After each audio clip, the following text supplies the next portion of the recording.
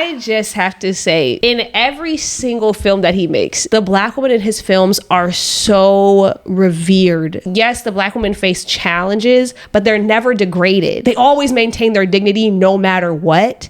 And they are so well respected by the people in their lives. And I just don't think we see that on screen as much as we should. It says so much about how he feels about Black women. Yeah. Creed, Sinners. There's these Black women who are, even if they're not the center of the story, they matter a lot to the story. And every single time he gives them the respect and the dignity that their character deserves and is owed. And I am grateful to him because there's not a lot of directors doing that. There's not. Crazy Stupid Podcast. Thank you so much for tuning in. If this is your first time watching, we'd love it if you could hit the like button, the subscribe button, and the bell so that you are aware of when we post things. Hi, everybody. Welcome back to another episode of Crazy Stupid Podcast. My name is Esther. And I'm Adrian. And today we are here to talk about Wakanda Forever. All right, let's just dive in. Yeah. Honestly, my very first thought watching it was that the recast T'Challa people, I just don't understand. Like, when I watched this movie, I'm like, I don't understand how after watching this movie, this did not feel like the right thing to do. Because it was like, it's not just about moving the story and like where they take the story with Shuri and stuff, but it's just about allowing audiences to mourn Chadwick. I feel like you don't get that if you just recast the character and we just pretend that this is the same person. Yeah. Right? Allowing this version of Black Panther to actually pass on in the films also gives us as the audience, and I would argue the cast and crew of the film, a chance to mourn Chadwick through T'Challa. And I thought that was needed. Mm-hmm. And I just don't think that there's a way that you get that when you recast them. I feel like it was this, or you do like the Fast and Furious route. But I don't think there's a way in which you allow for the audience to have this opportunity by recasting the character immediately after he passes. I'm not gonna lie, I feel like some of it is just selfishness, bro. There are storylines where Shuri is Black Panther. And for you all to not even be willing to give that a couple of years for Letitia Wright, you sound sexist as hell. That's just kind of where I've landed on. Yeah, it doesn't make sense. We've seen crazy things too. Like, I don't know what video this was. I think it was one of the ones on Sinners, because we were talking about Ryan Coogler. And there was somebody in that comment section who called him a race traitor. Because he did not their phrasing was he gave up on, like, he betrayed Black people because he didn't recast T'Challa. And I'm like, listen. What? Now, obviously, like, the internet is the internet and people say crazy things on the internet. But, like, that's a crazy thing. That's a crazy thing. And also, to say that him making a movie that is centered on Black women is a betrayal to Black people, you don't consider, then Black women are not a part of your community. Like, we are not included in that. What? I'm sorry. Yes. I'm still stuck. Yes. I can't. On one of our TikToks, somebody go and find it. On one of our Sinners TikToks, there was a comment from somebody saying that. Wild. What are we talking about? No way you're going to use Ryan Coogler out of all directors in his filmography. You're going to call him a race traitor. Yo, I'm sorry. My brain can't comprehend that. Because he didn't recast T'Challa. Just nonsense. You're looking at this so narrow-mindedly, and it's irritating because all you had to do was just shut up and wait. All you had to do was just wait. And you guys were flooding the conversations for people that were enjoying what we were getting with Shuri. It's like you wouldn't allow people to just have fun with that just for a couple of years. I think that is incredibly selfish. You knew Marvel was never going to do it. Like there are talks about him, people like Damson Idris being recasted, which super excited. But if you were to ask me about Damson Idris right after Chadwick Boseman would have passed away, I would have been like, hell no, bro. Also, personally, let us get a few more films with Shuri. Yes. I honestly, I cry watching this movie a lot, both because of all the Chadwick, like mourning Chadwick, but also because there is a lot in this film that you don't get anywhere else in terms of Black women and representation. And there's a lot to talk about here, but like, listen, the Black community made a big show of the fact that Black Panther was the first Marvel movie to star a Black person, specifically a Black man. There was no talk about how this was the first Marvel movie to specifically star a Black woman. This is the first and only. This is the first and only Marvel film to star a Black woman, and not just to star a Black woman. Almost all of the leading characters in this film are Black women. Angela Bassett, Riri Williams, the Dora Milaje, like all of your protagonists in this movie are Black women. That is a big deal. Yes, Lupita.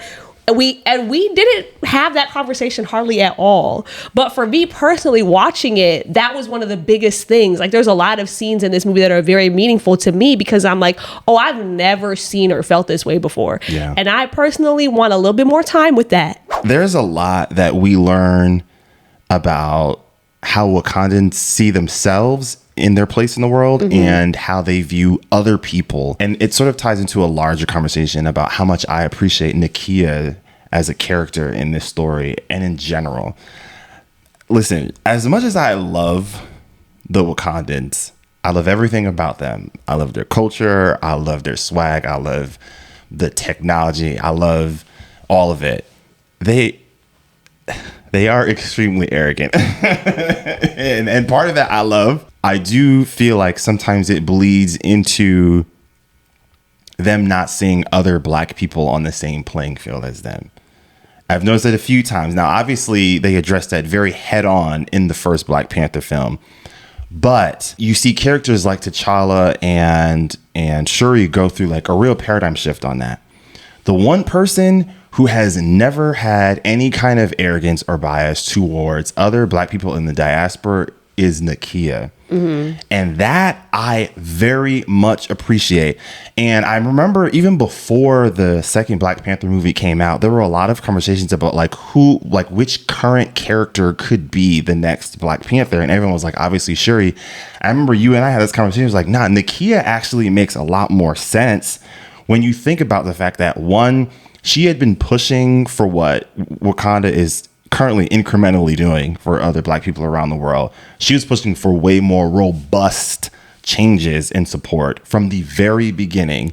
Two, she's actually living with other Black people within the diaspora around the world. Like, in the first movie, she was living with and communing with other people, other Black people in Africa. In this movie, she's like communing with orphans in Haiti.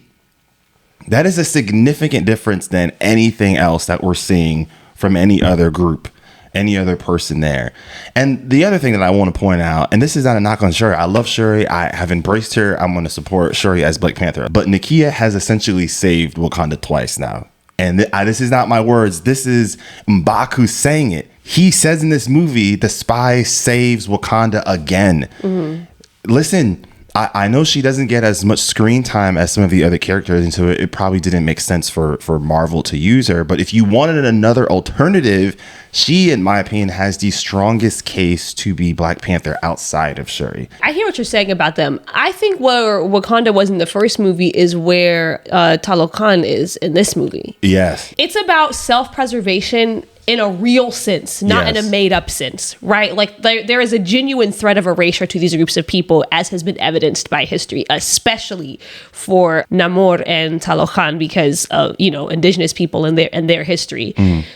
So it's like the fear is very understandable and grounded in reality, but it doesn't necessarily justify the reaction, because essentially what they're deciding is our self-preservation is more important than the survival of other people. And that just can't be your take. Yeah. It just can't be. Sorry. I like the juxtaposition that we get between them and Namor in this movie, because you understand these are two communities in a very similar situation, wherein they understand that they are extremely powerful, but they also know that their power is going to be seen as a threat. And what T'Challa does at the end of the last movie, and what he gets Wakanda to do is to say, we're taking on the risk. Like, they weren't naive. They knew as soon as the world knows about us and about vibranium, we know that we're going to have to be on guard. We know people are going to try to get a hold of it and take advantage of that and utilize our resources.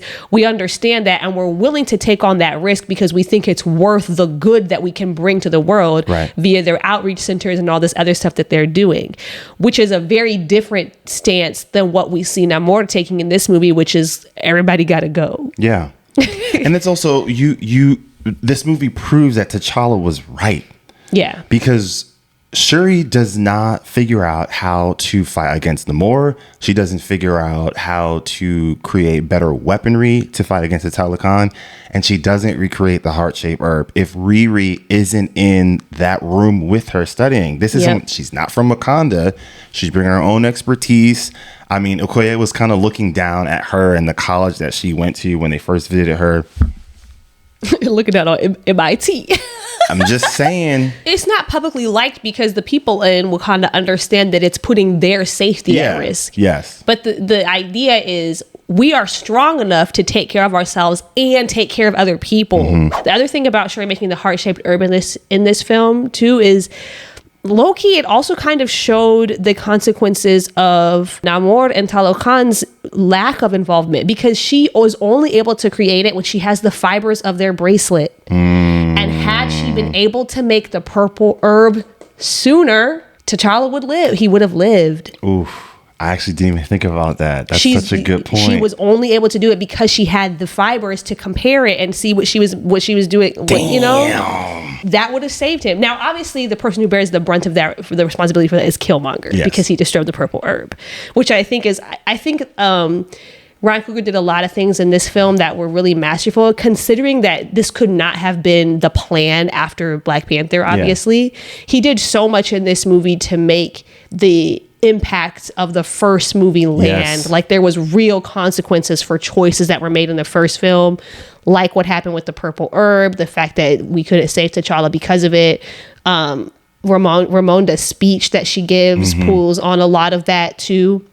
But yes, like, Killmonger bears the brunt of that responsibility, but also I think that scene does show, like, this is why when you have these resources, why the attitude of we have to keep it only for ourselves can be harmful. Even understanding why you would take that stance, there's always a cost. Ryan Coogler just did such a good job of making, like, grief and loss just kind of be the undercurrent of this entire story. Like, all these decisions are being made out of a sense of grief and loss and a fear of having to lose even more. Like, I remember watching it the first time and being kind of frustrated with some of the decisions that Queen Ramonda was making, like when she tagged in Nakia, and I was just like, this just feels like hasty, it feels messy, it feels like not well planned out. But watching it again, it's like, oh no, these are people that are acting out of a sense of loss and desperation, right? Like, everything has been destabilized for them, both on a personal level within their family and their friendships and people that they love and care about. But then, of course, that has rippled on a political level too. And so they're not making the most rational choices. But I also think what makes the movie so great is that there isn't an obvious right choice for anybody. I believe that Namor was wrong, and I do think he operates as a villain in this movie and not as an anti-hero. I think in this film specifically, I think he'll operate differently in future films. But in this movie, I think he does operate as a villain, and I think he was wrong. But I also see how, like, there's no obvious right choice for anybody.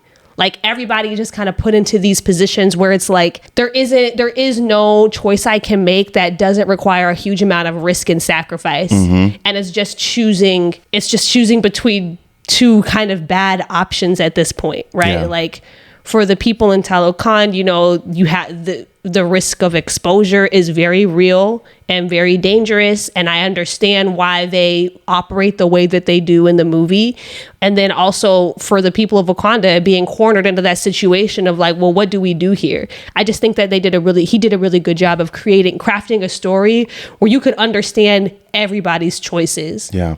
And I also think this shows that in my opinion, how Coogler in many ways stands out for me personally in the MCU in terms of directing and in storytelling. Because every decision that's made in Wakanda Forever and every decision that's made in the first Black Panther, they all have significant consequence. And that, I think, is something that is not always present in some of these MCU films. Yeah. There are no consequences. There are no stakes.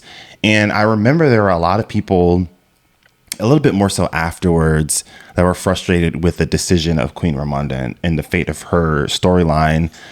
But if you really want a story that has consequences and that has stakes, there has to be a cause and effects. There has to be an impact to any and every choice that these characters are making, right? And another key criticism that Marvel can sometimes have is that, like, they have forgettable antagonists.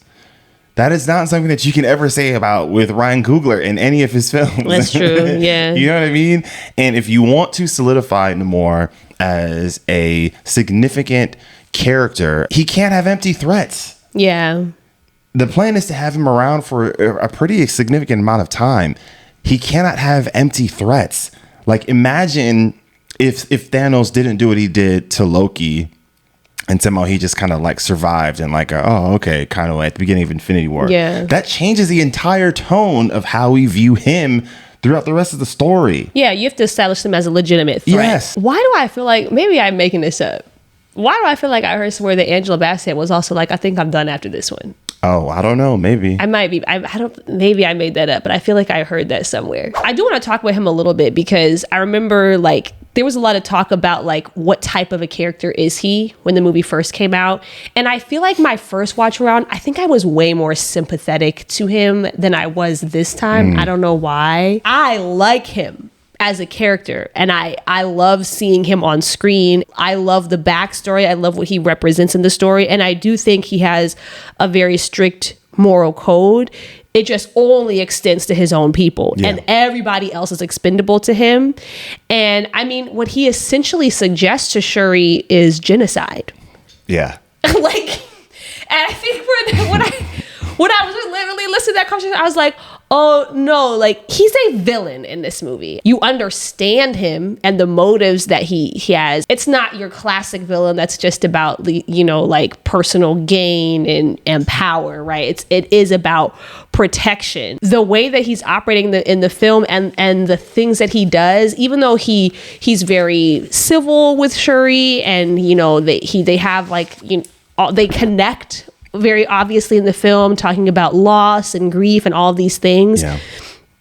But at the end of the day, his civility is contingent on her agreeing to be complicit in his plan, which is genocide for everybody on the planet that's not Wakandan or Talakonai. So I don't really see any way to read his character any other way in this movie for that simple fact. Yeah. He did a phenomenal job bringing that character to life, because every time he's on screen, it's just like you're locked in. Bro, Buddy said, I have more soldiers than this land has blades of grass.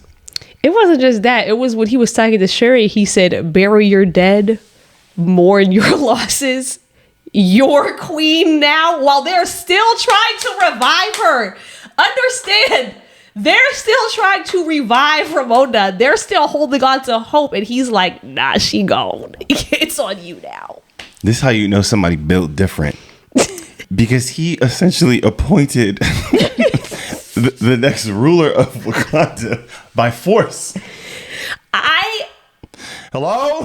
What are we talking about right now? This is cold, yo. He's different. It's crazy. I want to talk a little bit about the spiritual journey Shuri goes on in this movie. Mm-hmm. She has almost like a childlike level reaction where she's like, if you just do this one thing for me, I'll never, distrust your existence. And I feel like I remember doing something like that as a kid. Like, if you do this thing for me, God, like, I'll never sin again. And for her, knowing where she is and what she believes in, to get to that level of state of desperation is what makes that scene so heartbreaking, because you are seeing how desperate she feels. We were talking a little bit about this earlier, but another thing that I feel like that I think Shuri eventually starts to learn a little bit more about is the need for preserving culture and the need for preserving tradition, which is, I think, something that I think M'Baku rightfully calls her out on in the first movie, when he's like, who sort of scoffs at these traditions. But a lot of these traditions, whether she believes that they are objectively real or not, it is something that can bring so much rich culture to these people, but also so much significant healing. Because the things that she is scoffing Queen Ramonda at doing with the wind and meditating, whether it's real or not, doesn't really matter in the grand scheme of things, because your mom's in a healthier place right now because of these traditions and cultures, and you're not. And so when she asked Shuri that question of like, what do you see when you lean into these things that, you know, these vices that you're leaning into, and she doesn't really have an answer, you know? It's that mentality of like, you don't completely disbelieve it. Sure. Right? It's like, you may not be 100% all the way bought in, but like there's a part of you that is like so tied to it culturally that you can't completely disregard it. Yeah. Right? I think what we said last time, it's like those people that are like, I don't necessarily, you know, practice, but like my grandmother prays for me, and like that does matter to me. Yes. I think that's exactly the place that she's in. There's something about it that she does revere, just as like being a part of who she is, but she's not 100% bought in because she hasn't seen a lot of these things firsthand, and because she's found something else to put a lot of her trust in, which is science, and that's what gives her all, you know, control. But when she's not able to use science to save T'Challa, everything just crumbles for her, and she doesn't have any belief system at all, because she's still doubtful about the ancestral realm and the spiritual sides of things. And not only is she doubtful, but I think she's afraid of it, because I don't think she's ready to face T'Challa. I don't think she's ready to face them. I think she's angry, and I also think she might be ashamed because she feels like she failed. So she's running away from that. And then she also can't go to science because the biggest thing that she needed to be able to accomplish using that tool, she wasn't able to do. So she's just kind of left without a place, without anything, and she's just not anchored by anything. And then of course her mom passes, and then she's complete, like, there's what does she say she's like, I just buried the last person who really knew me.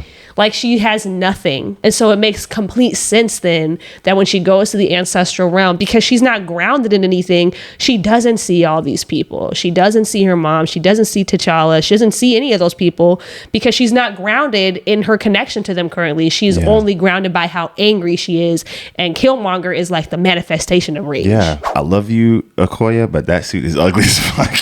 That blue suit, it is hideous. And she knows it. She knows it. I don't ever want to see it again. I'm so sorry. And if she knows it. Okoye knows it. I love that, though. Get her back in the door, Milage. Number one. I think they're going to give her a bit of her own story. Like, they were supposed to come out with a TV show, and I think they canceled it. Oh, they were supposed to make that Dora Milaje frustrating. Show. Yeah. So I don't know where we're going with her character. I don't ever want to see that suit again. I don't like that. She ain't like it either. That's what kind of made it funny for me. It's so ugly. Yeah. I just have to say, Ryan Coogler, like, in every single film that he makes, even though like the majority of his films, like we said earlier, they're not centered on Black women. Most of them are the main character is a Black man, usually Michael B. Jordan, which I love. Yes, no shade, love it. Yeah. But in all of his films, the Black women in his films are so revered. Like, they are so revered, and they are so cherished by the other people and characters, and specifically Black men in the films.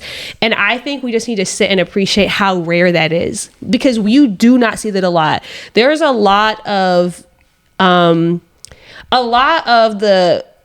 media that centers on Black women centers on struggle. And I understand. I watch a lot of the films. I'm not mad at it, because I understand, like, that's a perspective that exists and is important and should be talked about, right? Like, Black women do go through a lot. Yeah. But I really love and appreciate that in his films, yes, the Black women face challenges, but they're never degraded. They always have they always maintain their dignity no matter what. And they are so well respected by the people in their lives. And I just don't think we see that on screen as much as we should.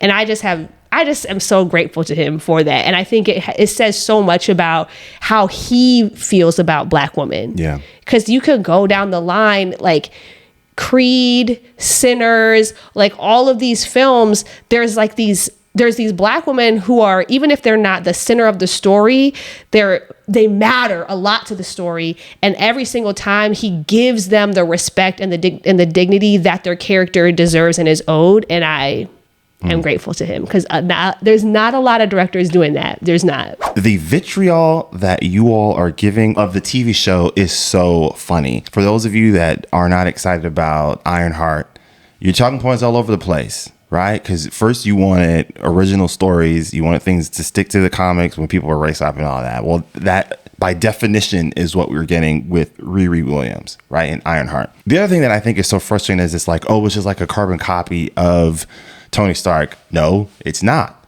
There are similarities because it's Iron Man, but Tony Stark was a war criminal. The first thing, who went on his own story arc. That's not the story arc that Riri Williams is going to go on. The other thing that's so funny is, like, I saw this one comment in the comment section from one of them was like, oh, so it's not possible for me to hate this TV show and it not be racist? Quite literally, yes, because it hasn't even come out yet. That's not, like, wait for it to come out. What are we talking about? And the hypocrisy also, a lot of y'all that are angry about this were the same people who didn't want Sam to take the shield. You wanted Bucky. How is that not the same exact thing? A new character taking up the story arc and the mantle of an old character, but you weren't angry when the idea of Bucky being Captain America was getting floated around. You weren't mad about that.